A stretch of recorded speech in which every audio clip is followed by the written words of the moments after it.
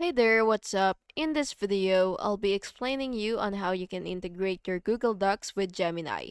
This is extremely useful for writing, editing, summarizing, and improving documents instantly using AI.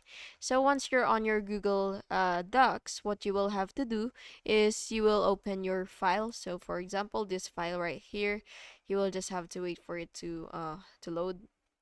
So once you've already opened your file, what you will have to do is you will open your Gemini sidebar. So it should be on the right side, so it should be right here. So what you will have to do is just click that. And next you will just have to click try it out, and you will just have to wait for it to load basically. So yeah. So as you can see, you need a membership for it. So you can either try Google AI Plus or Google AI Pro or Google AI Ultra. So yeah, you will just have to choose which fits your need the best. So yeah, that's basically just it. And again, you do have to make sure first that you have this plan before before actually proceeding.